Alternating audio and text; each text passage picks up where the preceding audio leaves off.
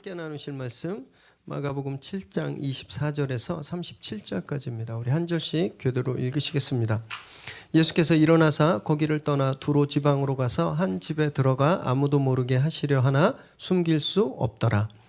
이에 더러운 귀신 들린 어린 딸을 둔 한 여자가 예수의 소문을 듣고 곧 와서 그 발 아래에 엎드리니 그 여자는 헬라인이요 수로보니게의 족속이라. 자기 딸에게서 귀신 쫓아내 주시기를 간구하거늘 예수께서 이르시되 자녀로 먼저 배불리 먹게 할지니 자녀의 떡을 취하여 개들에게 던짐이 마땅치 아니하니라.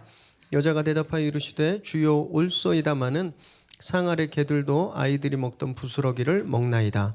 예수께서 이르시되 이 말을 하였으니 돌아가라 귀신이 내 딸에게서 나갔느니라 하시매 여자가 집에 들어가 본즉 아이가 침상에 누웠고 귀신이 나갔더라. 예수께서 다시 두로 지방에서 나와 시돈을 지나고 데가볼리 지방을 통과하여 갈릴리 호수에 이르시매 사람들이 귀먹고 말 더듬는 자를 데리고 예수께 나와 안수하여 주시기를 간구하거늘 예수께서 그 사람을 따로 데리고 무리를 떠나사 손가락을 그의 양 귀에 놓고 침을 뱉어 그의 혀에 손을 대시며 하늘을 우러러 탄식하며 그에게 이르시되 에바다 하시니 이는 열리라는 뜻이라. 그의 귀가 열리고 혀가 맺힌 것이 곧 풀려 말이 분명하여졌더라. 예수께서 그들에게 경고하사 아무에게도 이르지 말라 하시되 경고하실수록 그들이 더욱 널리 전파하니 사람들이 심히 놀라 이르되 그가 모든 것을 잘 하였도다. 못 듣는 사람도 듣게 하고 말 못하는 사람도 말하게 한다 하니라. 아멘. 오늘 우리에게 주신 하나님의 말씀입니다. 제 주변에는 안 계신데 혹시 우리 성도님들 주변에 앞뒤가 꽉 막힌 그런 분들 좀 계시나요? 웃는 분들은 그런 분들이 좀 계신 거예요. 주로 남편들이 그런 경우가 많은데 자기 틀에 갇혀가지고 하여튼 남의 말은 그렇게 안 들어요. 지독하게. 네. 이런 분들을 우리는 옹고집이라고 합니다. 옹고집. 전구, 영사기, 축음기 등 무려 1,300개가 넘는 발명품을 내놓은 분이 계신데 누군지 아세요? 토마스 에디슨. 맞습니다. 이분의 별명이 별명왕입니다. 별명왕. 그런데 또 다른 별명이 있어요. 고지방입니다. 고지방. 고집이 엄청나셨대요. 이 고집 때문에 말년에 많은 실패를 하고 힘겨운 시간을 보내셨대요. 이분은 자신이 발명한 축음기, 너무 집착한 거예요. 너무 사랑했습니다.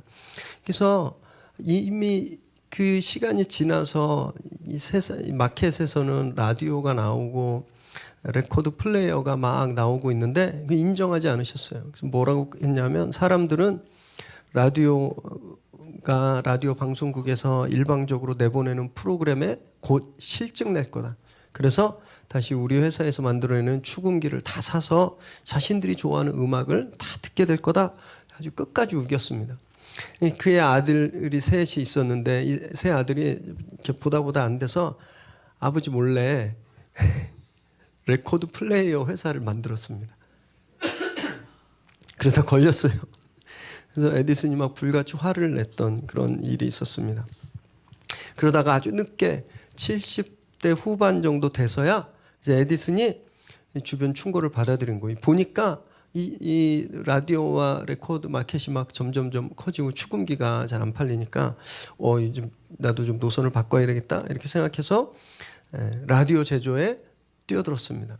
그런데 이미 때는 늦었어요. 2년간 손해만 막 보다가 결국 그 당시에 한 200만 불, 지금으로 따지면 한 2천억 이상 되는 금액인데 손해를 보고 공장문을 닫았습니다. 이제 80세가 되니까 다른 고집이 생겼어요. 고무 제조에 관심이 생겼습니다. 고무. 들어보셨어요? 잘 못 들어보셨죠? 네, 고무. 그래서 미국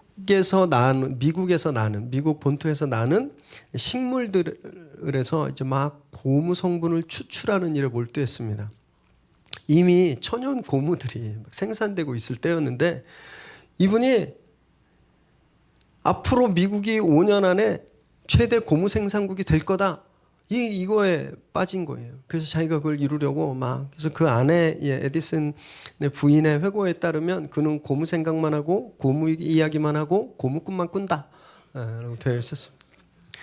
그런데 안타깝게 그가 만든 고무는요, 천연 고무에 비해서 질이 형편이 없었습니다. 그리고 너무 공정 과정이 복잡했기 때문에 크게 실패했답니다. 크게.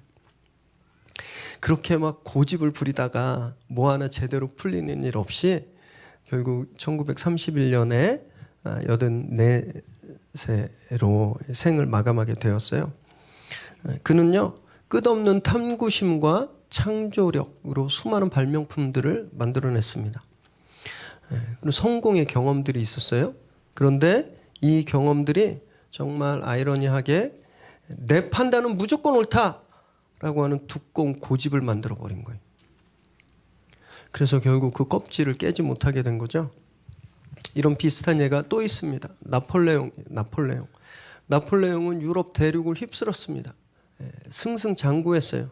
모든 전쟁에서 승리한 그런 경험, 그것 때문에 그가 나중에 러시아를 침공할 때 몰락하게 됩니다. 러시아 침공 전에 전문가들은, 그의 참모들은 말렸어요. 왜냐하면 올해 보니까 철새들이 한참 일찍 이동을 시작하는 거예요. 그리고 어떤 기후들을 보니까 올해 겨울이 아주 혹독하게 추울 것 같았던 거예요. 그래서 러시아를 침공하면 힘들 것 같으니까 좀 연기합시다, 이렇게 나폴레옹에게 건의했습니다. 그랬더니 나폴레옹이 힘없는 인간의 충고가 나에게 무슨 필요가 있는가? 나는 한다면 할 수 있다. 고집을 부렸습니다. 결국 이 나폴레옹의 고집 때문에 수많은 병사들이 시베리아 얼음 속에서 쓰러져 버렸어요. 그리고 그가 몰락하게 된 계기가 되었습니다. 사람들은요, 어떤 일을 반복적으로 하다 보면, 반복적으로 경험하다 보면 일종의 틀이 생깁니다. 틀. 이걸 영어로 패러다임이라고 해요. 이런 틀이 생겨버려요. 그런데 이 패러다임은 어느 정도까지는 순기능을 합니다. 긍정적으로 작용해요. 좋은 결과를 냅니다. 그런데 한계점에 딱 다다르면 이제 그때부터는 역기능을 하기 시작하는 거예요. 그때부터는 계속 부정한 결과가, 나쁜 일들이 그 전에 있었던 그런 일들보다 이제 역행하기 시작한다는 거예요. 에디슨이나 나폴레옹도 그들의 성공의 경험들이 한계에 딱 다다르니까 이 두꺼운 껍질이 돼서 이제 그때부터 실패하게 되었던 거예요. 헤르만 헤세가 데미안이라는 책에서 이런 얘기를 했습니다. 새는 알을 깨고 나온다. 알은 새의 세계다. 태어나려는 자는 한 세계를 파괴해야 된다. 새는 신에게로 날아간다. 새가 하늘로 날려면 껍질을 깨야 된다는 거예요. 그 껍질을 깨야 날아오를 수 있다는 거거든요. 여러분, 이렇게 단단하게 우리의 경험 때문에 굳어져 있는 이런 한계치, 이런 껍질들, 이것이 파괴되지 않으면 우리는 날 수 없는 겁니다. 예수님 당시에도 이런 견고한 껍질들이 있었어요. 한계들이. 바로 유대주의라는 것입니다. 유대주의, 율법주의. 너무너무 딱딱하고 견고하게 굳어 있었어요. 주님이 그것을 계속 깨셨죠. 그래서 공격당하셨잖아요. 그래서 갈등 일으키고 논쟁하고 핍박을 당하셨어요.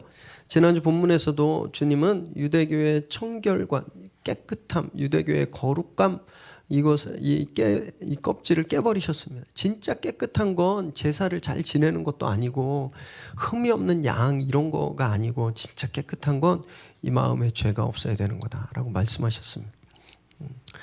그렇게 말씀하시고 나서 이제 그곳을 떠나시게 되죠. 24절을 읽겠습니다. 시작.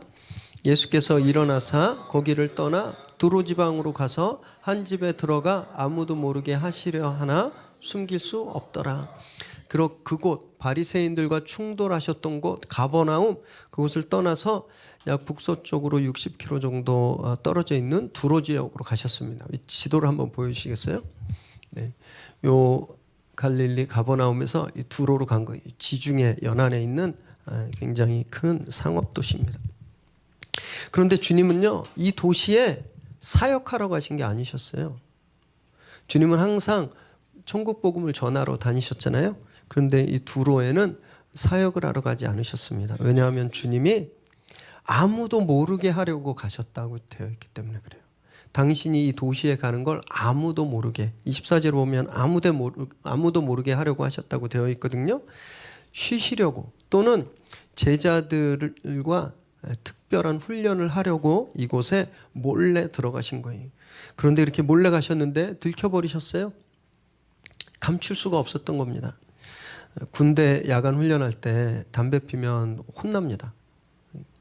밤에 이게 담뱃불이 별로 밝지도 않잖아요. 근데 그 약한 불빛이 야간에 1km 이상을 간대요. 그래서 절대 담배를 피지 못하게 하는데, 여러분 그 조그만 반딧불만한 그 빛도 숨겨질 수가 없는데, 예수님은 이 세상을 비추는 빛이시거든요. 예수님이 이 세상을 비춘 빛이세요. 그러니까 도저히 감춰질 수가 없었던 거예요. 빛은 가린다고 가려지는 게 아닙니다. 저희 교회도 보시면 이렇게 암막 커튼이 다 쳐져 있거든요. 대낮에 이 틈을 뚫고 들어오는 빛을 막을 수가 없어요. 새벽 예배가 저희가 좀 늦은 편이잖아요. 그래서 여름 때 되면 새벽 예배 시작하면 해가 좀 떠 있는 그런 시간대도 있습니다. 제가 여기서 이렇게 방석에 무릎 꿇고 기도하면 요 커튼 아래로 햇빛이 샥 들어오는 거예요. 햇빛을 막으려고 해도 막을 수가 없어요. 주님은요, 우리 보러 우리가 바로 그런 빛이다 이렇게 말씀하셨어요. 마태복음 5장 16절 함께 읽습니다. 시작. 이같이 너희 빛이 사람 앞에 비치게 하여 그들로 너희 착한 행실을 보고 하늘에 계신 너희 아버지께 영광을 돌리게 하라. 그리스도인으로서의 우리의 아이덴티티, 우리의 정체성이 빛이라는 거예요. 감추려고 해도 감출 수 없는 거, 숨을 수 없는 그 정체성, 빛으로의 정체성, 그게 저희들이라는 겁니다. 그래서 세상에 그 빛 비춰라고 말씀하세요. 그래서 하나님의 영광을 알게 해라 이렇게 말씀하시는 겁니다. 그래서 저희가 이곳에서 예배 드리는 건 감춰질 수가 없는 겁니다. 저희 이곳에서 정말 마음을 다한 예배를 드리고 성령님을 경험하고 우리가 예배에 성공하면요, 감출 수가 없는 거예요. 집에 가도 감출 수가 없어요. 나 예배 갔다 왔다고 얘기 안 해도 그게 막 드러나는 겁니다. 나 교회 다니고 어제 주일 예배 때 은혜 받았다 이런 얘기 안 해도 여러분들이 내일 출근하면 거기에 드러난다라는 거예요. 그런데 직장을 5년을 다녔는데 아무도 내가 교회 다니는지 모른다? 빛이 아닌 거예요. 빛이 아닌 겁니다. 여러분, 거룩함으로, 겸손함으로, 그리고 착한 행실로 숨길 수 없는 빛으로 빛나시기를 바랍니다. 그게 저희 정체라는 거예요. 25절, 26절 읽습니다. 시작. 이에 더러운 귀신 들린 어린 딸을 둔 한 여자가 예수의 소문을 듣고 곧 와서 그 발 아래에 엎드리니 그 여자는 헬라인이요 수로보니게 족속이라 자기 딸에게서 귀신 쫓아내 주시기를 간구하거늘. 그곳에 소문이 나자, 예수님이 계신다는 소문이 나자 한 여인이 주님 앞에 옵니다. 그런데 오늘 본문을 보니까 이 여인은요 아주 비참한 처지였어요. 귀신 들린 딸이 있었고 힘없는 여인에다가 게다가 이방인이었습니다. 종합 비참 선물 세트 패키지 같은 거예요. 여성이라는 정체성만으로도 굉장히 힘들었는데 아들이 아니라 딸을 가졌는데 게다가 그 딸이 귀신 들린 거예요. 그리고 하나님의 축복으로부터 소외당한 이방인이었어요. 아마 성경에 이 여인보다 비참한 처지는 찾아볼 수 없을 정도로 그런 여인이었어요. 그런데 이 여인이 주님 앞에 오자마자 엎드립니다. 주님 앞에. 이게 좀 쉬운 일이 아니었는데 당시 이방인들은요 유대인들에게 적대감을 가지고 있었습니다. 왜냐하면 자뻑 때문에. 유대인들이 자뻑하잖아요. 자기들은 선민이라고, 자기들은 하나님 백성이고 하나님 우리만 축복한다고. 그래서 막 그 민족적인 우월성에 도취되어 있으니까 이방인들이 아주 경멸했어요.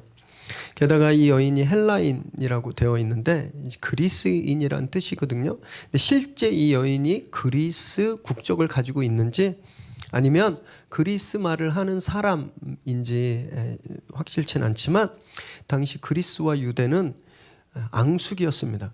우리나라로 치면 한일전 같은 그런 관계였어요. 초인적인 힘을 발하잖아요. 한일전 때는 아주 앙숙이었습니다. 주전 1세기경에 율리어스 카이사르 시저가 그리스를 견제하기 시작했습니다. 왜냐하면 그리스가 그 해상 무역과 상업으로 막 부를 쌓고 그걸로 자신들의 사병을 늘리고 그러니까 로마의 잠재적인 위험이 될 수 있겠다 생각한 거예요. 그래서 유대 상인들을 지원합니다. 각 그 당시 헬라 지역의 로마 제국 영토의 디아스포라로 살고 있던 유대인들에게 파격적인 혜택을 베풀어요. 자유무역권을 줍니다. 어디서든지 가서 장사할 수 있는, 그리고 면세 특권을 줘요. 지금도 유대인들이 상술에 가장 뛰어난 민족이다라고 하는데 그 기반이 그때부터 다져진 거예요. 그리스인들이 볼 때 얼마나 얄미웠겠습니까? 자기들의 시장을 특권을 잇고 권력과 결탁해서 막 잠식해 들어오고 있는 유대인들이 안 미울 수가 없는 거예요. 적대감을 가지고 있었어요. 또 유대인들 입장에서는요, 당연한 거였습니다. 자신들의 축복이잖아요. 자신들 하나님의 백성이고 선민이고 자신들만 인간이고 쟤네들은 다 개나 돼지 같은 사람들인데, 그래서 그들을 무시하고 혐오했어요. 이 민족적인 어떤 갈등들, 이런 반감들이 있었다라는 거예요. 그런 상황에서 이 여인이 주님 앞에 나와서 무릎 꿇은 것, 유대인이고 유대인의 선생인 예수라고 하는 분 앞에 나와서 무릎 꿇은 건 쉽지 않은 거였다라는 거예요. 성규가 누군지 아세요? 제 조카잖아요. 성규가 이제 한 달 있으면 일본에 가서 공부를 하는데 성규가 너무 걱정되는 거예요. 얘가 잘할 수 있을지, 밥은 잘 먹을지. 그래서 아베 총리가 방한했는데 제가 아베 총리한테 가서 무릎 꿇고 우리 성규 좀 잘 좀 도와주세요, 이렇게 제가 부탁한다고 생각해 보세요. 그날로 저는 완전 친일파 목사로 찍혀가지고 유튜브에 악플이 아마 수백 배 달릴 거거든요. 여러분, 이 여인도 그랬을 거라는 거예요. 헬라인으로서 유대인 앞에 엎드리는 건 쉽지 않았다는 겁니다. 그런데 이 여인이 이런 민족적인 갈등의 한계를 깨버렸어요. 자기의 딸을 위해서. 자기의 딸을 고쳐달라고 했는데 주님이 이렇게 말씀하세요. 27절 읽습니다. 시작. 예수께서 이르시되 자녀로 먼저 배불리 먹게 할지니 자녀의 떡을 취하여 개들에게 던짐이 마땅치 아니하니라. 이렇게 용기 내서 그 한계를 깨고 민족적인 반감이나 개인적인 자존심을 다 팽개치고 주님 앞에 와서 고쳐달라고 부탁했는데, 이런 여인에게 주님이 너무너무 당황스러운 태도를 보이시는 거예요. 지금까지 주님은 당신 앞에 온 사람을 단 한 명도 거저 돌려보내지 않으셨습니다. 심지어 바리새인과 서기관들도 안타까워하셔서 가르침을 주셨어요. 그래서 그들과 논쟁을 하신 거잖아요. 그런데 왜 이 여인에게는 이렇게 대할까 너무 당황스러운 거예요. 사랑과 긍휼로 맞이하지 않으시는 거예요. 이 여인의 요청에 대꾸도 안 하십니다. 그리고 거절하세요. 심지어는 내가 우리 아들, 딸에게 줄 떡을 개에게 던져주는 게 맞겠냐? 이렇게 아주 모욕적인 언사까지 사용하고 계시는 거예요. 도대체 왜 그러실까? 주님도 단단한 유대교 선민 사상이라고 하는 한계, 이 껍질에 지금 갇혀 계신 걸까요? 아니에요. 유대인들과 달리 선민의식이라고 하는 그 껍질, 그 한계에 갇혀서 그걸 넘어설 수 없었던 유대인들과 달리 모든 신분적인 한계, 민족적인 한계, 그것을 깨버린 여인의 믿음을 주님이 더 분명하게 드러내시기 위해서 지금 이 거절의 말씀을 하고 계시는 거예요. 그래서 그걸 통해서 궁극적으로 자기들에게 우선적으로 하나님의 나라가 주어졌는데 그것을 악의적으로 모함하고 거절하고 있는 유대인들을 향해서 엄중한 경고의 말씀을 주시기 위해서 주님이 이 여인의 간청을 거절하신 거예요. 여러분, 때로는 우리도요 이럴 때가 있어요. 당황스러운 음성을 들을 때가 있습니다. 마치 주님이 나를 거절하시는 것 같은 그런 상황에 처할 때가 있어요. 주님, 너무 아파요. 이 상처가 좀 낫게 해주세요. 기도했는데 더 큰 아픔이 올 때, 40일 특세 열심히 나와서 사업 좀 잘 되게 해주시고 일 좀 잘 풀리게 해주시고 환경이 좀 나아지게 해주세요. 40일 내내 개근하면서 도장 찍어가면서 기도했는데, 기도 끝났는데 상황이 더 안 좋아 버리면, 그럼 우리가 그때 느끼는 거예요. 내 기도가 거절됐나? 주님이 나를 외면하시나? 난 버림받았나? 여러분, 그러지 않아요.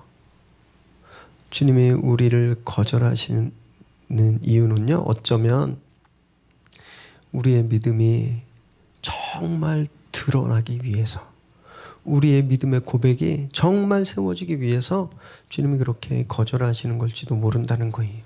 그럼 그때 우리는 이 여인처럼 해야 합니다. 28절 읽습니다. 시작. 여자가 대답하여 이르되 주여 올소이다마는 상 아래 개들도 아이들이 먹던 부스러기를 먹나이다. 주님이 개라고 말씀하셨는데 이 여인이 집에 안 간 거예요. 그리고 예수님을 뭐라고 불렀는지 아세요? 주여라고 불렀습니다. 주여. 영어로 대문자 Lord라고 되어 있죠.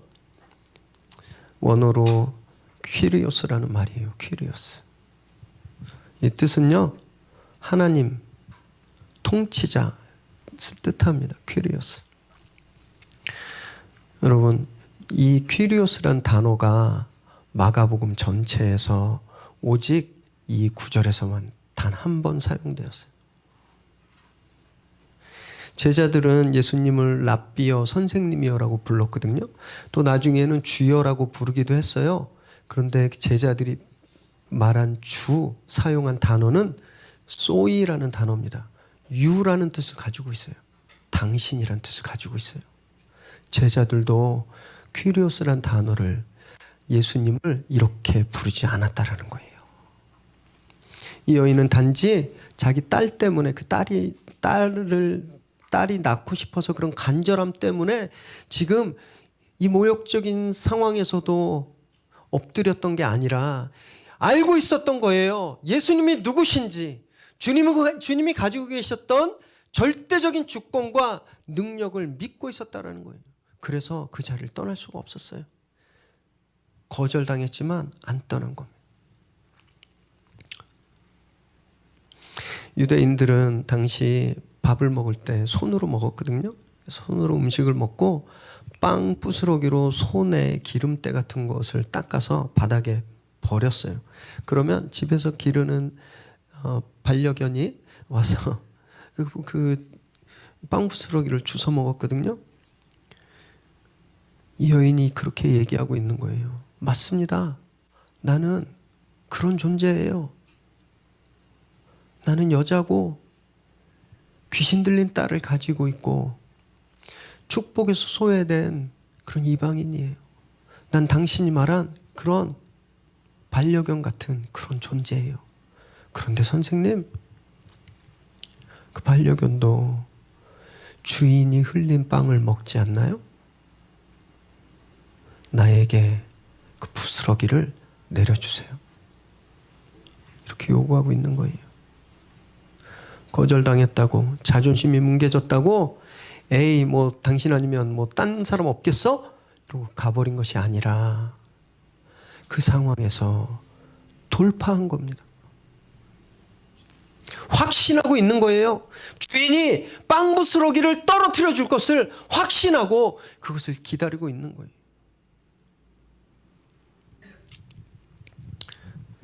여러분, 우리가 가지고 있는 틀, 우리가 가지고 있는 한계는요, 이런 믿음으로 담대하게 돌파하는 겁니다. 에베소 3장 12절 읽겠습니다. 시작. 우리가 그 안에서 그를 믿음으로 말미암아 담대함과 확신을 가지고 하나님께 나아감을 얻느니라. 믿음을 가지고 담대하게 확신을 가지고 나아가는 거예요. 여러분, 그럴 때 우리 한계가 돌파되는 거예요.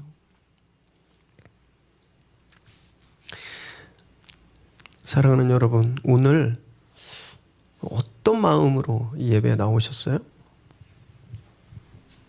확신을 가지고 나오셨나요? 오늘 주님께서 나에게 은혜를 베푸실 것이다. 이것을 확신하면서 교회에 오셨어요? 오늘 말씀을 통해서 내 삶이 완전히 바뀌게 될 것이다. 이런 믿음을 가지고 오셨습니까? 아니면 그냥 뭐 이전에도 교회 와도 뭐 별로 변화되는 것도 없고 잘 풀리는 것도 없고 그냥 오늘도 뭐 그저 그렇겠지? 그러고 나오셨어요? 여러분, 이 수로보니게 여인은 확신이 있었어요. 주인이 빵 부스러기를 나에게 줄 것이라는 확신.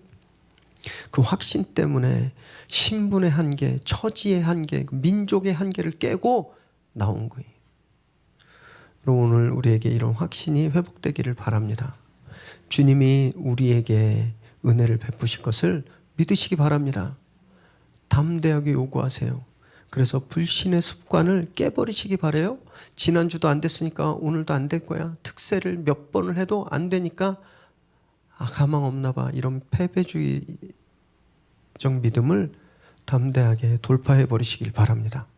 그럼 그때 기적을 경험하게 되는 거예요. 29절 30절 읽습니다. 시작. 예수께서 이르시되 이 말을 하였으니 돌아가라. 귀신이 내 딸에게서 나갔느니라 하시매 여자가 집에 돌아가 본즉 아이가 침상에 누웠고 귀신이 나갔더라. 주님이 이제 속마음을 드러내시는 거예요. 제 말씀 묵상하면서 예수님이 얼마나 안타까우셨을까. 혹시 내가 이렇게 얘기했는데 얘가 그걸 못 참고 가버리면 어떡하지? 얘가 더 상처받으면 어떡하지? 주님 그런 마음이 있으시지 않을까? 막 그게 느껴지는 거예요.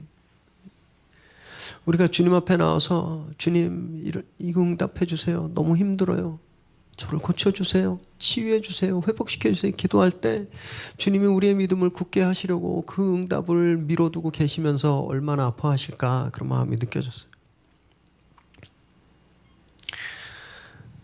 그래서 주님이 너무 기뻐하시는 거예요. 이 여인의 믿음을 보고 평행 본문인 마태복음 15장에 보면 더 좀 자세히 나와 있는데 마태복음 15장 28절 읽습니다. 시작. 이에 예수께서 대답하여 이르시되 여자여 내 믿음이 크도다 내 소원대로 되리라 하시니 그때로부터 그의 딸이 나으니라. 내 믿음이 크다라고 칭찬하신 거예요. 반려견이란 소리까지 들었지만 인격적으로 모욕당하고 자존심이 구겨지고 무너졌지만 거기에서 멈추지 않고 믿음을 가지고 주님의 은혜를 간구한 이 여인의 믿음, 그것이 크다라고 말씀하셨어요. 이 본문 이전에 이런 믿음이 크다라고 칭찬받은 사람이 아무도 없었습니다. 끝까지 바닥까지 더 이상 내려갈 수 없는 그 바닥까지 내려가 있었던 모욕당하고 거절당했던 이 여인의 믿음이 크다라고 칭찬하시는 거예요. 그래서 그 음성이 그 칭찬이 임한 그때 그의 딸이 낫게 되었습니다. 여러분 놀라운 건요. 이전엔 병을 고침받은 사람은 다 예수님 앞에 나와서 고침받았어요. 주님을 직접 만나야 고침받았습니다. 마가복음에 누가복음과 요한복음엔 다른 예도 나오지만 마가복음에선 예수님을 만나지 않고 멀리 떨어져서 고침받은 사람은 이 딸밖에 없어요. 큰 믿음에 대한 보상으로 큰 기적이 베풀어진 겁니다. 한계를 깨는 큰 믿음이 위대한 기적을 불러일으키는 거예요. 여러분 이런 일들이 우리 삶에 일어나길 바랍니다. 31절 읽습니다. 시작. 예수께서 다시 두로 지방에서 나와 시돈을 지나고 데가볼리 지방을 통과하여 갈릴리 호수에 이르시매. 두로에서 좀 쉬시면서 제자들과 친밀한 훈련을 좀 하시려고 그랬는데 그걸 못 하시게 됐죠. 사람들이 와서 그래서 그곳을 떠나셔서 갈릴리로 복귀하시는데 이번엔 노선이 좀 달랐어요. 지도를 한번 보여주시겠어요? 가버나움에서 두로까지 60km 그냥 이렇게 오시면 됐는데 주님이 북쪽으로 40km 떨어져 있는 시돈을 통과해서 데가볼리 지역을 두루 다니시다가 갈릴리 동편에 도착하시는 거예요. 약 한 달 이상 걸리는 순회 일정이었습니다. 데가볼리 뭐 떠오르는 거 없으세요? 마가복음 5장에 군대 귀신 들린 사람이 나오죠. 그 사람이 예수님을 따라가고 싶었는데 주님이 따라오지 못하게 하고 이 사람을 가서 너에게 일어난 일을 전해라 했을 때 이 사람이 어디 가서 전했죠? 데가볼리. 마가복음 5장 20절 읽겠습니다. 시작. 그가 가서 예수께서 자기에게 어떻게 큰 일을 행하셨는지를 데가볼리에 전파하니 모든 사람이 놀랍게 여기더라. 데가볼리에 있는 모든 사람들이 예수님에 대해서 듣고 놀라워했어요. 오늘 본문에선 이 내용이 기록되어 있지 않지만 여러분 이미 데가볼리 지역에 주님에 대한 소문이 파다하게 퍼져 있었던 거예요. 그래서 우리가 한번 거룩한 상상력을 동원해 보시는 거예요. 이런 생각 한번 해봤어요. 어쩌면 주님이 이 데가볼리 지역을 순회하실 때 그 군대 귀신 들렸던 사람이 주님을 영접하고 주님을 섬기지 않았을까? 만약 그랬다면 그 사람 얼마나 감동이었을까? 주님까지 13명이었는데 일행이 한 달 이상을 다니시려면 노숙하실 수가 없잖아요. 숙소도 필요하셨을 거고 음식도 필요했을 거예요. 그 군대 귀신 들렸던 사람에게 예수님에 대한 증거를 듣고 예수님에 대한 기대를 가지고 있었던 데가볼리, 그 데가폴리스 10개의 도시에 있었던 이방인들이 주님을 맞아들이고 주님을 섬기고 주님에게 말씀을 들었을 거다라고 저는 생각합니다. 얼마나 감동적이고 얼마나 놀라운 일이었을까요? 이미 주님은 자녀에게 줄 빵 부스러기를 반려견에게 주셨잖아요. 유대인들에게 가야 할 음식 부스러기를 이미 이방 여인에게 주셨거든요. 그래서 주님이 이방 사람들에게 복음을 전하지 않을 이유가 없으셨던 거예요. 그리고 주님은 가시는 곳마다 복음을 전파하셨으니까 이 데카폴리스, 이 10개 도시에서도 가시는 곳마다 이방인들에게 복음을 전하셨다. 저는 그렇게 믿습니다. 지금 유대주의의 한계를 깨버리신 거예요. 유대인들은요, 특히 랍비들은 이방인들과 대화도 하지 않았습니다. 금지했어요. 이방인들의 모임에 가지 못하게 했어요. 어쩔 수 없이 이방 지역을 여행하게 됐다면 그 지역을 나와서 신발을 털면서 부정하다 부정하다 이렇게 이야기했어야 됐어요. 그런데 주님이 친히 이방 땅에 들어가셔서 이방인들에게 개라고 돼지라고 무시당하고 저주받고 혐오당했던 그들에게 복음을 전하시면서 이 유대주의, 이 유대 우월주의 한계를 통쾌하게 깨버리신 거예요. 여러분, 우리의 데카폴리스, 우리의 데가볼리는 어디일까요? 우리도 그런 데가볼리가 있어요. 가면 안 된다. 예수 믿는 사람이 이런 데 가면 안 된다. 이 사람은 만나지 말아야 되겠다. 저 사람은 절대 안 돼. 아마 저 사람이 예수 믿는 것보다 예수님 오는 게 더 빠를 거야. 막 이렇게 생각하는 사람들. 그리고 저 사람은 맨날 나한테 아쉬운 소리만 하고 도움만 청해서 막 피하고 싶은 그런 사람들 있죠. 나는 집사니까, 장로니까, 목사니까 나는 이 교회에서 이런 하찮은 일은 하면 안 돼. 여러분, 이런 게 다 우리의 데카폴리스예요. 우리가 한계 지어놓고 규정 지어놓고 거기 가면 안 돼. 그 사람 만나면 안 돼. 그 사람은 가망 없어. 여러분, 예수님은 오늘 그 데카폴리스를 다 침투하신 거예요. 천국 복음으로 그곳에 뛰어드신 겁니다. 저희도 천국 복음을 들고 그 경계선을 넘어가야 되는 거예요. 그럴 때 놀라운 경험을 하게 되는 거예요. 32절, 33절 읽습니다. 시작.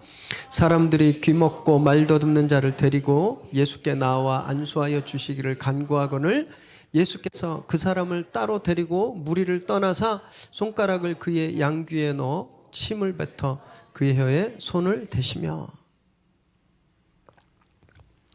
한 달 이상을 순례하고 이제 갈릴리 호수에 도착하셨을 때 아직 이방 땅이었어요. 사람들이 말도 듣는 한 청각장애인을 데리고 왔습니다. 치유해달라고 부탁하니까 주님이 그 사람을 따로 데리고 가서 치유하시는데 지금까지 다른 본문에는 나타나지 않는 아주 독특한 방법으로 치유하세요. 손가락을 양쪽 귀에 뽁 하고 넣으셨 후에 진짜 그렇게 소리 나지 않나요? 뽁? 네. 넣었다가 손에 침을 뱉으셔서 그의 혀를 이렇게 만지신 거예요. 아우.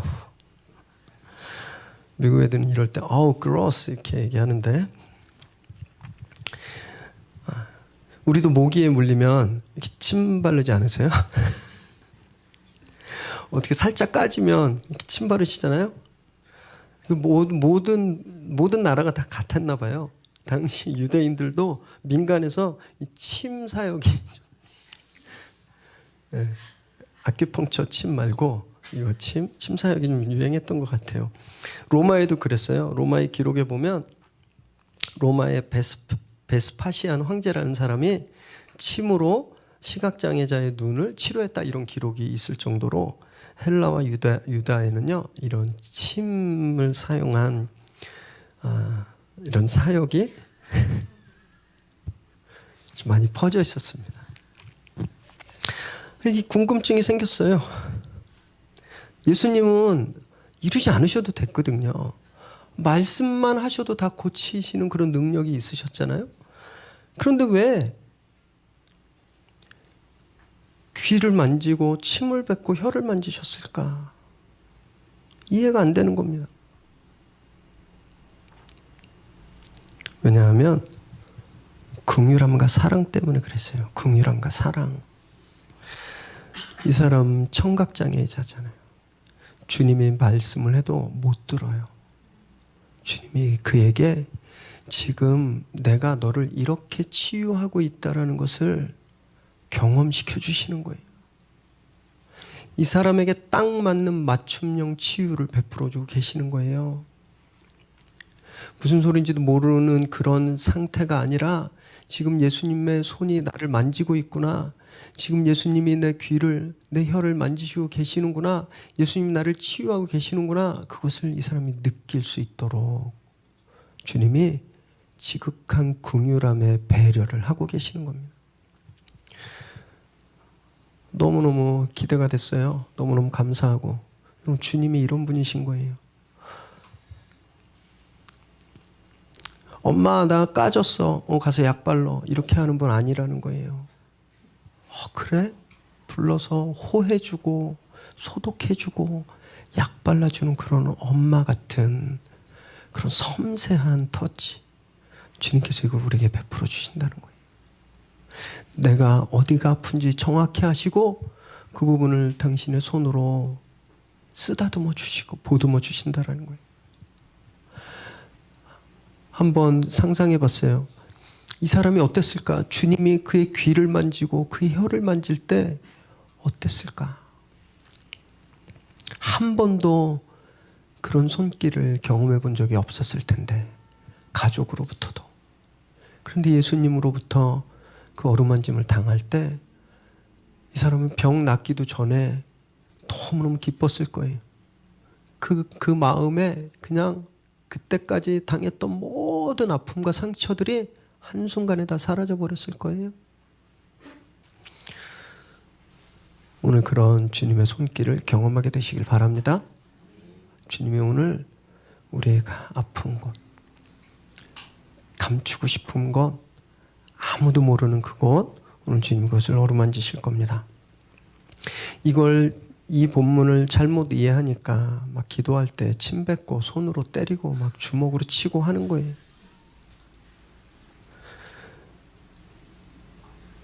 제가 한번 해볼까요? 우리 성도님들 기도받으러 오실 때 오늘 한번 기대해 보세요. 이런 행동을 카피하는 게 아닌 거예요. 이런 행동을 카피한다고 이런 능력이 나타나는 게 아니라 그 마음, 이 사람을 진짜 특별하게 생각하시고 집중해 주시는, 불쌍히 여기시는 그 마음, 그 마음이 있어야 변화가 나타나는 겁니다. 그 마음이 없으면요, 아무리 친절한 행동도 변화를 나타낼 수 없는 거예요.